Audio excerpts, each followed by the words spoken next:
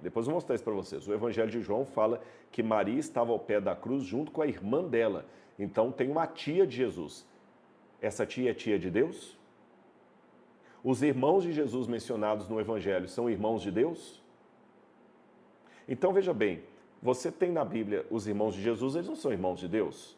Você tem José, ele não é pai de Deus. Você tem a tia de Jesus, ela não é tia de Deus.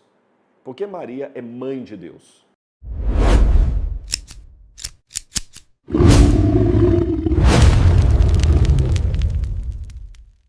Então vamos por etapas. Primeiro vamos ver qual que era a problemática. Eu vou colocar na tela aí, você vai entender.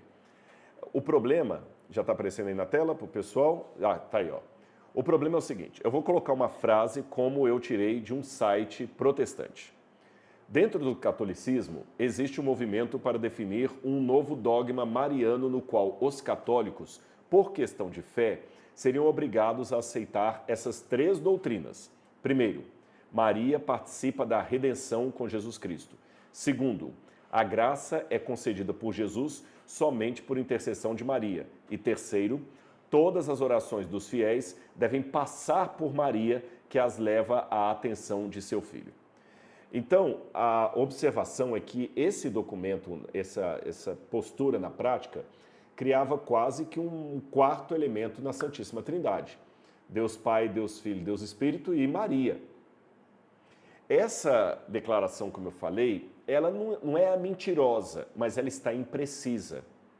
Ela está imprecisa, mas calma que eu vou explicar por que ela está imprecisa, mas ao mesmo tempo por que ela se justificava. Ela está imprecisa porque esses três elementos que foram colocados nunca foram um dogma doutrinário da Igreja Católica estabelecido. Nunca. A Igreja Católica nunca colocou de maneira tradicional, dogmática, a teologia fundamental, que Maria, ela participa da redenção de Cristo em pé de igualdade. Então está impreciso essa forma de colocar. Nunca houve nenhum credo católico, nenhum dispositivo, nenhum tratado de nenhum concílio onde os católicos eram obrigados a acreditar que Maria estava ali em pé de igualdade, que a graça de Jesus só é concedida por intermédio de Maria. Não há isso. Então, nesse aspecto, isso que eu acabei de ler para vocês está impreciso. Ele não corresponde exatamente àquilo que a Igreja Católica tem oficialmente nos seus cânones, nos seus credos, na sua doutrina de fé, ok? Contudo, nem no catecismo. Contudo, esta era a ideia que passava, especialmente do ponto de vista popular. Porque muitos católicos, e não somente católicos leigos, mesmo alguns religiosos, padres, davam essa impressão. Então, repito, ainda que esses elementos que eu acabei de mencionar para você nunca fizessem parte oficial de um credo católico, de um credo mariano, no catolicismo popular, essas coisas eram repetidas a esmo. Vocês entendem? Então passava a ideia realmente que Maria era uma co-intercessora juntamente com Cristo, em pé de igualdade com Cristo, ou talvez até superior. Lembra aquele dito popular que afirma, peça à mãe que o filho atende? De tanto dizerem nos rincões católicos, peça à mãe que o filho atende, peça à mãe que o filho atende. Deu-se a impressão que realmente, para o católico, Maria estava em pé de igualdade na intercessão junto com Jesus, ou talvez até superior, mesmo não sendo o ponto de vista oficial.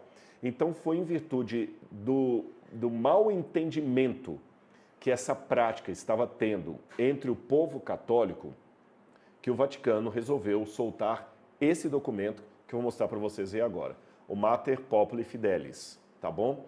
Ele foi apresentado, e essa aí é a página oficial do Vaticano, então se você quiser ler o documento na íntegra, eu li o documento todinho, se você quiser ler o documento na íntegra, ele está lá na página do Vaticano, e ali é só você clicar, ele tem alemão, inglês, espanhol, francês, italiano, polonês e português. Você pode escolher qualquer uma das línguas. E ele vem de Castero, para a doutrina da fé. O de Castero é um escritório oficial do Vaticano, tá bom? E é uma nota doutrinal sobre alguns títulos marianos referidos a cooperação de Maria na obra da salvação. Agora, volta para mim aqui. A primeira coisa que eu notei ao ler o documento é que alguns... Veja bem, gente, eu não sou católico, não estou aqui para ser advogado de defesa da Igreja Católica, mas eu tenho que ser honesto com o documento. E aí, percebendo alguns comentários na internet, eu notei que alguns ou não leram o documento, ou leram de maneira apressada, ou afirmaram algo que não é verdade. E o que foi afirmado a esmo que não era verdade? Que a Igreja Católica agora acabou com o culto a Maria. Não, isso não aconteceu. O Papa não acabou com o culto a Maria. Eu vi até alguém num dos vídeos aí da internet falando assim, pois é, um Papa americano, ele tinha uma base protestante que ele está aos poucos colocando no catolicismo. Isso também não é o caso, tá certo? E esse documento não é algo de autoria do Papa Leão XIV, que começou com ele agora, e ele... Não. Essa é uma discussão que já vem de longa década. Eu vou mostrar isso para vocês. Então não é algo inédito, não é uma mudança doutrinária na Igreja Católica, não é uma coisa que o Papa agora fez porque ele sentiu que pisou na bola. Não é nada disso. Então eu vou ler para vocês duas partes da introdução do documento para vocês verem que não se trata de algo 100% inédito, que nunca foi dito antes, o que agora o Papa acordou e falou assim, opa, eu tô no pontificado há pouco tempo, vou mudar agora o dogma de Maria, vou mudar uma doutrina da igreja. Não se trata de mudança de doutrina no catolicismo. Então vamos lá. Vou ler para vocês aqui. O texto, eu estou lendo o próprio documento papal, tá bom? Na introdução ele diz assim, o texto, ao mesmo tempo que esclarece em que sentido são aceitáveis ou não alguns títulos e expressões referentes a Maria, propõe-se aprofundar nos adequados fundamentos da devoção mariana, precisando o lugar de Maria em sua relação com os fiéis, à luz do mistério de Cristo como único mediador e redentor. Isto implica uma profunda fidelidade à identidade católica e, ao mesmo tempo, um particular esforço ecumênico. Então, quando o documento diz o papel de Cristo como único mediador, não é que agora a igreja mudou a doutrina e está reconhecendo Jesus como único mediador e ela nunca reconheceu isso antes. E você que está me assistindo que não é católico, vai falar assim, tá, Rodrigo, mas se a igreja admite Jesus como único mediador e os santos? Calma que eu vou chegar lá.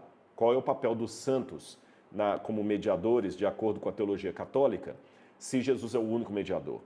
E assim, um esforço ecumênico, vindo da parte desse Papa, ele vem de um ambiente norte-americano, isso é sim. E a minha fala aqui não tem nada de endosso ao esforço ecumênico do Papa. O meu critério aqui é ver a questão teológica do documento e me posicionar diante dele. Na continuidade, o documento ainda diz aqui, olha, esse que está aparecendo aí, inclusive, é o cardeal Víctor Manuel Fernandes, que é o prefeito para os assuntos de doutrina da fé. E ele diz assim, olha, não se trata de corrigir a piedade do povo fiel de Deus que encontra em Maria refúgio, fortaleza, ternura e esperança. Então, veja bem, eles não estão agora falando assim, olha, os devotos de Maria agora nós vamos corrigir. Não, eles falam que não é isso. Então, não estão mudando doutrina nenhuma. Mas, sobretudo, a de valorizar, admirar e encorajar, ou seja, os católicos estão sendo incentivados pelo Papa a continuar com a sua devoção a Maria, como sempre.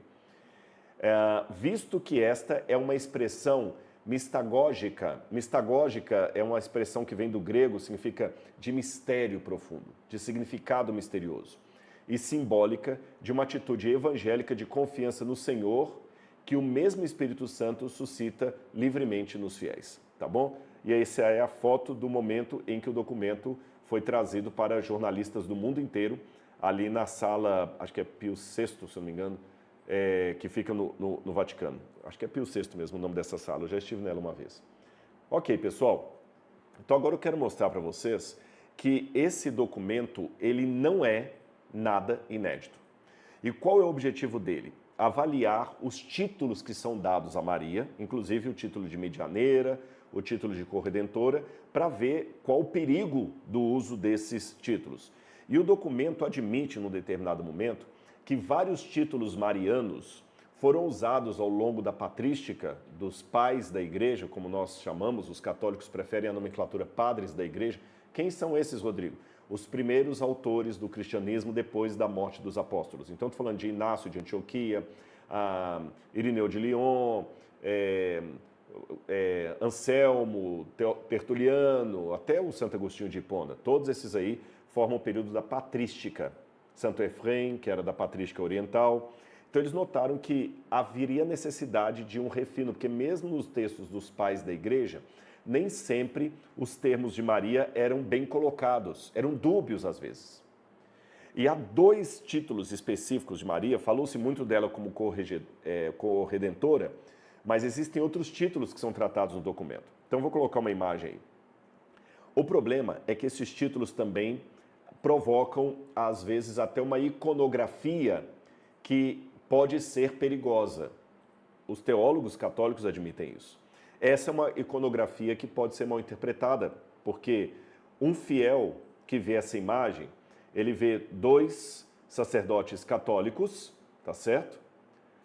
Prestando devoção, Jesus sentado num trono e Maria à sua direita. Então, realmente, uma imagem como esta coloca Maria num patamar muito elevado.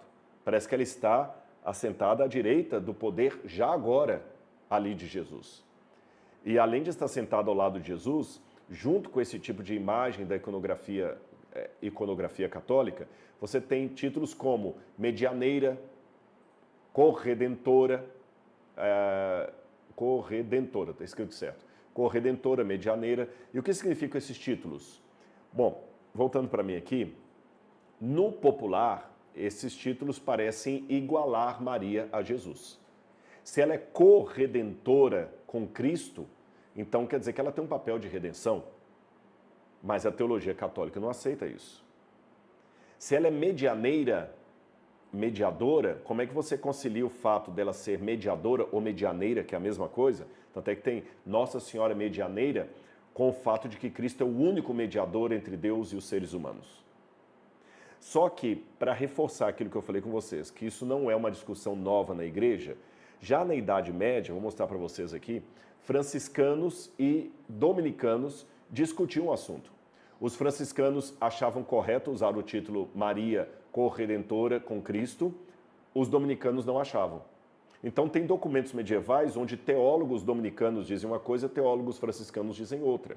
Então esse debate já vinha da igreja há muito tempo. No século XIX, início do século XX, você teve isso também, por exemplo, quando houve uma aparição de Maria, alguns fiéis católicos que acreditavam ter visto Maria lá na Holanda, eles disseram que Maria apareceu para eles e disse que ela deveria ser chamada de a Senhora de todas as nações. E eles já pediram naquela época ao Vaticano que estabelecesse um 5º dogma mariano que tocasse nesses temas dos títulos de Maria, porque estava causando muita confusão entre as pessoas. E só para você ter uma noção de um detalhe curioso aqui, até os próprios papas se equivocavam no uso desses títulos. Vou mostrar para vocês aqui que até um papa precisou ser repreendido. Olha aqui, essa imagem do Papa João Paulo II, que os católicos hoje canonizaram como São João Paulo II, e aqui você tem 2 cardeais ao lado dele. O que está mais atrás é o cardeal Josef Ratzinger, que depois se tornaria o Papa Bento XVI. E isso aqui está documentado, gente, não estou inventando não. O cardeal Ratzinger, que era teólogo, porque o João Paulo II também era teólogo, mas o Ratzinger, ele tinha doutorado na Alemanha, aquela coisa toda, e o João Paulo II, algumas vezes, usou o título Maria Corredentora com Cristo. Maria Corredentora com Cristo. O cardeal Ratzinger, que era o prefeito para a Sagrada Congregação da Doutrina da Fé, ele chamou o Papa e deu uma corrigida no Papa. Ele falou assim, olha, Papa, não é correto o senhor usar esses títulos, porque eles não coincidem com a cristologia bíblica. Maria não pode ser corredentora. Pode voltar para mim? Maria não pode ser corredentora com Cristo. O único redentor da humanidade é Jesus. Não tem corredenção. Ela não é corredentora com Cristo. Aí o Papa aceitou e, a partir dali, pediu o próprio Ratzinger para começar a fazer um documento para esclarecer isso melhor para os fiéis. Porque imagina, se o próprio Papa usava o termo de uma maneira que podia ser equivocada, quanto mais um fiel de uma igreja do interior. Então, a fundo, no fundo, não é que eles achavam o termo 100% errado, mas ele era perigoso, porque ele dava margem a pensar que Maria estava em pé de igualdade com Jesus na intercessão como nossa redentora. Aí eu vou mostrar para vocês o que o próprio Ratzinger, que na época era apenas um cardeal, depois se tornou papa, o que ele mesmo escreveu. O significado preciso desses títulos, co-redentora, co-mediadora, não é claro e a doutrina neles contida não é madura. Tudo vem dele, de Cristo, como nos dizem em particular a carta aos Efésios e a carta aos Colossenses. Maria também é tudo o que é por meio dele. A palavra co-redentora obscureceria essa origem. E essa fala do Ratzinger, ela depois foi para o outro Papa seguinte, o Papa Francisco. Olha o que o Papa Francisco declarou. Jesus confiou Maria à humanidade como mãe, não como deusa, não como corredentora. O amor motivou algumas pessoas a chamá-la de corredentora, mas o amor muitas vezes leva as pessoas a exagerarem. Percebeu? O próprio Papa admitiu. Então, vocês estão vendo que essa discussão, se deve ou não usar o título de medianeira, corredentora, co-mediadora com Cristo, falando de Maria e Jesus, é uma discussão que já vem no catolicismo há muito tempo. Então, se você ouviu alguém falando na internet, agora o Papa acordou, tinha que ser um Papa americano. Não, gente, esse Papa apenas assinou um documento. Eu não vou falar com certeza absoluta que o documento estava 100% pronto, mas pelo menos uns 90% esse documento já estava. É lógico que o Papa deu uma lida, colocou alguma observação, alguma coisa, e autorizou a Sagrada Congregação para a Doutrina da Fé a expedir o documento. Então, em tese, o que o documento visa? Ele temia o risco de sobrepor Maria a Cristo ou colocar Maria em pé de igualdade com Jesus.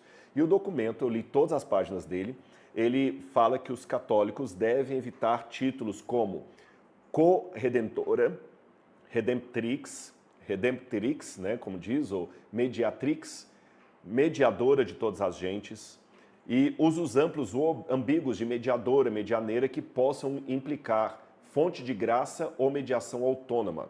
Ou seja, Maria não é mediadora entre nós e Deus em pé de igualdade com Jesus, ela não é fonte de graça como Jesus. Agora, o que o documento permite que os católicos continuem usando? Com o sentido correto, segundo o documento. Títulos que expressem maternalidade de Maria, então pode falar Maria é mãe de todos, intercessão de Maria, vou explicar daqui a pouquinho o que é intercessão, cooperação subordinada a Cristo e dependente de Cristo. O documento fala que os católicos podem usar o título Mãe dos Fiéis, advogada, rainha da paz, mãe de Deus. Aqui eu já começo a minha observação. Eu concordo com o documento em várias partes que ele falou ali, enfatizando Jesus como o único mediador entre Deus e os homens, como o único redentor, o único que pode realmente nos salvar. Tudo isso, se pegar essas partes do documento, são partes completamente ortodoxas, mesmo à luz de qualquer corrente do protestantismo. A minha dificuldade com o documento mariano está em alguns detalhes. Por exemplo, eu sempre tive dificuldade com esse título Mãe de Deus. Eu sei que faz parte da Ave Maria, Mãe de Deus, rogai por nós. A minha dificuldade, irmãos católicos que estão me assistindo, eu vou falar com vocês qual é. É porque o título Mãe de Deus, além de não estar na Bíblia, ele surgiu por uma disputa teológica que nem tinha necessariamente a função que o título adquiriu depois. Mãe de Deus, Mater Dei, como diz em latim, ou Theotokos, como falam em grego, que é a mesma coisa, esse título só foi oficializado no quinto século de nossa era, no concílio de Éfeso. Isso para responder à doutrina estranha de Nestório, as heresias de Nestório, que negava a divindade de Jesus. Então, para reforçar a questão da divindade de Jesus, respondendo Nestório, eles pegaram um título que ele foi usado só por duas pessoas antes, foi Orígenes. Eu quero lembrar quem foi que usou antes o título Mãe de Deus, mas mesmo Orígenes usou o título de uma forma apenas metafórica, alegórica. Aí no concílio lá colocaram no Maria Mãe de Deus e o argumento é o seguinte: bom, Jesus é Deus. Se Jesus foi gerado no seio de Maria, como eu não posso separar a divindade da humanidade, então Maria é mãe do Jesus humano e é mãe do Jesus divino. Se ela é mãe do Jesus humano divino, então ela é mãe de Deus. Não no sentido que ela gerou Deus, mas ela gerou Deus em forma humana. Só que é outro título perigoso, mesmo com essa explicação, porque parece colocar Maria realmente num patamar acima de Jesus. E o fato de justificar, não, mas vem cá, mas Jesus não é Deus? É Deus. Ele não nasceu de Maria? Nasceu de Maria. Então ela é mãe de Deus, porque Jesus é Deus. Só que esse argumento, para mim, ele é um pouco simplório, eu vou explicar aos irmãos por quê. Jesus teve também, ainda que não por questão biológica, mas apenas legal, José era o pai legal de Jesus. E José não é pai de Deus. O Evangelho de João cita uma tia de Jesus, Salomé. Depois eu vou mostrar isso para vocês. O Evangelho de João fala que Maria estava ao pé da cruz junto com a irmã dela. Então tem uma tia de Jesus. Essa tia é tia de Deus? Os irmãos de Jesus mencionados no Evangelho são irmãos de Deus? Então veja bem, você tem na Bíblia os irmãos de Jesus, eles não são irmãos de Deus. Você tem José, ele não é pai de Deus. Você tem a tia de Jesus, ela não é tia de Deus. Porque Maria é mãe de Deus. Fora o fato, como eu falei, não é um título que está na Bíblia, nem que tem base bíblica. Foi como se diz assim, uma escolha de um concílio, tempos depois, 400 e tantos anos depois, lá, acho que 475, se eu não me engano, depois alguém checa a data aí do concílio de Éfeso, onde o título foi usado, Theotokos. E mesmo naquela época e depois, muitos teólogos da igreja continuaram achando o título perigoso. Então, se o documento está preocupado... 431, isso mesmo, 431, obrigado, quem ajudou aí. Então, se o título corredentor é perigoso e o documento chamou atenção para isso, eu acho que ele deveria também chamar atenção para o perigo do título Mãe de Deus. Tá bem? Mas agora, eu quero parar um pouquinho a análise do documento para entrar num assunto que eu sei que vai surpreender muita gente. Deixa eu falar um pouquinho sobre Maria na Bíblia. E essa parte é a parte que eu quero a sua atenção dobrada. Depois eu vou voltar para o documento, tá? Porque você vai ver que estudando a Bíblia, você vai descobrir coisas tão fantásticas, tão maravilhosas, que sendo católico, evangélico, protestante ou de nenhuma religião assim filiado, você vai ver como é que você pensa que conhece a Bíblia, mas o conhecimento pode ser muito mais rico do que você tem. E com um detalhe, Bíblia não é coisa só para teólogos. Eu posso passar a minha vida toda sem conhecer física quântica, que isso não vai implicar em salvação para mim. Os físicos falam sobre isso. Eu posso passar a vida toda sem entender de futebol, que isso não vai fazer tanta diferença. Agora, passar a vida sem entender de Bíblia, aí é complicado. Eu vou dar alguns exemplos para você, como é que é rico você estudar a Bíblia. Posso dar alguns exemplos? Antes de dar os exemplos aí, meu bem, eu queria a resposta da enquete. Sim.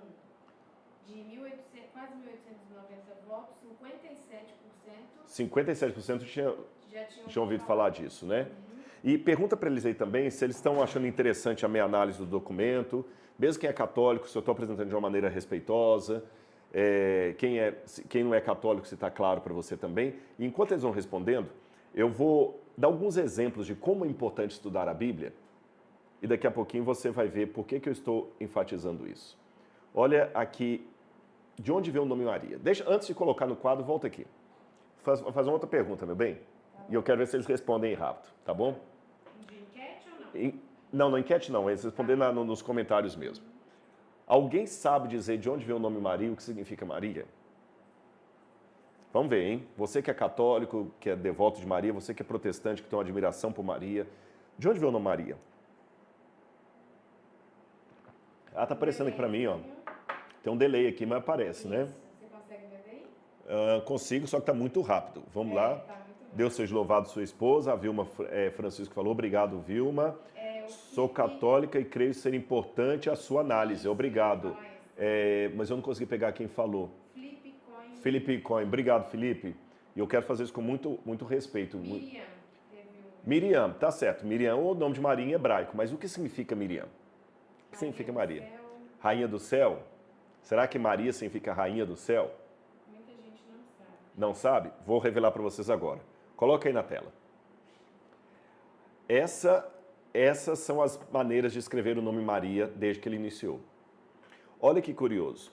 Estão vendo esses símbolos aqui embaixo? Para eles não aparece o mouse não, né? Os símbolos egípcios aí, você consegue. Todo mundo consegue ver os símbolos egípcios. Tem um passarinho, aparece, né? Aparece? Então tá bom, aqui ó.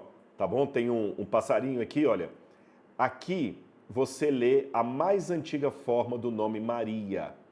Como é que lê isso, Rodrigo? Você lê Merit, aqui você lê Merit Amum. Merit Amum significa amada do deus Amon. Então, Merit em egípcio significa amada de. Então, Merit Amum, amada do deus Amon. Merit Alset, amada da deusa Ísis. Tá bom? Merit Amum, amada de. Os hebreus não foram escravos no Egito? Foram ou não foram? Por um bom tempo. E quando uma pessoa mora num outro país que não é da etnia dele, os descendentes começam a ter nomes daquele país. Às vezes adaptados. Por exemplo, tem muito japonês no Brasil que chama Luiz, José, Pedro Itachi, Luiz Hirata. Então, quer dizer, você vai ter um nome brasileiro com o sobrenome de lá. Com os hebreus também começou a ter isso. Alguns hebreus começaram a ter nomes egípcios. Por exemplo, Moisés, Moshe, é um nome egípcio. E as meninas começaram a se chamar Merit. Mas você sabe que, às vezes, uma pessoa adapta o nome do estrangeiro para a sua própria língua. Então, Merit, em hebraico da época, volta para a tela, passou a ser Miriam. Então, essa parte de cima aqui, olha, é o mesmo nome egípcio. Para cá, né? Tudo bem, não tem problema. Ele não vai aqui, olha, ele não está indo para cá. Deixa eu ver se ele vai aqui, ó. Não, ele não vai. Não vai, não tem problema. Vocês estão vendo escrito Maria, parece que é uma pia aí? Do lado, essas letrinhas aí são o hebraico antigo. Miriam. Então, eu já aprendi que Merit significa amada de. Miriam é o nome em hebraico. Depois, na época de Jesus, chamavam-se de Mariam em aramaico. E Maria, o modo que está aí, é o nome dela em grego. Então, o nome de Maria, a mãe de Jesus, significa amada de. Merit. Lindo, né? A pessoa tá colocando. E olha que detalhe, até a Laura achou bonito. No egípcio, era amada de e tinha o nome de uma divindade. Mas como os hebreus não têm outro de Deus além do Deus verdadeiro, então fica apenas amada de. Então, toda vez que você falar de Maria, lembra que você está falando daquela cujo nome significa amada de. Espero que seja amada por você também, tá certo? Pessoal, por que eu estou entrando nesses detalhes bíblicos aqui? Deixa eu mostrar para vocês uma coisa. Eu falei que eu posso passar a vida toda sem conhecer de futebol, de física quântica, que eu não vou perder tanto com isso, mas se eu não conhecer bem de Bíblia Sagrada, aí eu posso perder a salvação. Eu posso ser enganado, talvez, por um falso ensino. Bíblia traz a vida eterna. Então, deixa eu convidar você a estudar a Bíblia junto comigo. Vamos estudar a Bíblia juntos em 2026? Dizem que uma vez um casal resolveu ler a Bíblia juntos.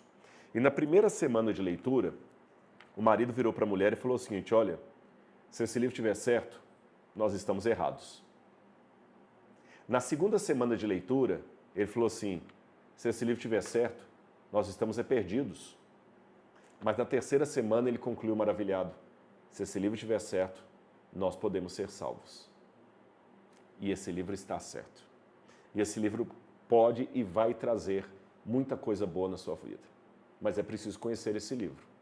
Eu vou apresentar mais coisas sobre Maria aqui que vai surpreender você. O nome que a Laura falou assim, que lindo, e muitos de vocês gostaram aí, o significado do nome de Maria foi apenas uma. Você vai ver outra aí, como a gente pode, de maneira equilibrada, ter um diálogo sobre Maria que protestantes e católicos podem participar e saírem satisfeitos deste diálogo? Olha, esse é o meu desafio. Apresentar um estudo bíblico sobre Maria, que respeite o católico, respeite o protestante. É possível isso? Claro que é. Então, quero propor você uma coisa. Vamos estudar a Bíblia comigo em 2026? Todos os dias do ano? Como é que nós vamos fazer isso? Eu vou pegar na sua mão, durante todos os dias, em estudos dentro do seu tempo, de 8 a 10 minutos no máximo, diários. É o que você vai ter comigo. E esses estudos vão estar dentro da plataforma Bíblia Comentada. A Bíblia Comentada já tem muita coisa, mas nós vamos colocar mais coisas ali. E para incentivar você a fazer isso, eu vou dar um presente. Eu não sei se alguém está assistindo aí já é aluno do Bíblia Comentada. Fica tranquilo que para você também vou fazer um presente. Quem não é aluno do Bíblia Comentada vai ser o seguinte. Você vai assinar a Bíblia Comentada por 1 ano. Já conversei com o pessoal aqui. E nós vamos dar 3 anos de assinatura para você. Você vai assinar 1 ano e vai ganhar 3 anos de acesso à plataforma. Porque além desses estudos diários, a Bíblia Comentada tem, olha, tem várias coisas ali que você pode ter, tá bom? E detalhe, a live não acabou não, viu? Ah, o Rodrigo está falando agora do Bíblia. Não, calma. Eu tenho um presente para você aqui, ó. Você está indo embora sem ganhar o livro? Enciclopédia Histórica da Vida de Jesus ou o livro infantil aqui para você começar a estudar a Bíblia com suas crianças. Mas voltando ao que eu estava dizendo, eu vou dar para você, você vai assinar por 1 ano e vai ganhar 3 anos. E ainda vamos dar para você mais 3 anos adicionais que você pode presentear qualquer pessoa que você quer. E você vai ter em 2026, todos os dias, um estudo da Bíblia, de A a Z, de 8 a 10 minutos por dia, 365 dias no ano, e toda a biblioteca da Bíblia Comentada. Ele tem curso de hebraico, curso de grego, finanças, os comentários bíblicos, o Apocalipse. Nossa, tem muita coisa boa. Vamos voltar aqui para a nossa... Ah, Rodrigo, como é fácil participar? Você coloca um link aí, meu bem, que tá no chat? A Laura é esperta, viu? Eu nem tinha combinado isso aqui com ela, ela já colocou lá. Bom, voltando a falar de Maria, quando fala de Maria, muita gente pensa, hoje nessa época de empoderamento da mulher, qual a imagem de Maria que você tem? Eu vou apresentar 3 imagens de Maria para você, tá bom? 3 imagens. A primeira imagem é a imagem clássica dos folhetos católicos, dos Caravaggios, da pintura renascentista, da pintura medieval, da pintura europeia. Aquela Maria com um manto assim de cetim, brilhoso, com o rostinho corado, bem europeia, cabelos loiros, pele bem branquinha. Essa é a imagem de Maria clássica. A outra imagem que estou apresentando é a imagem que muita gente gostaria de ter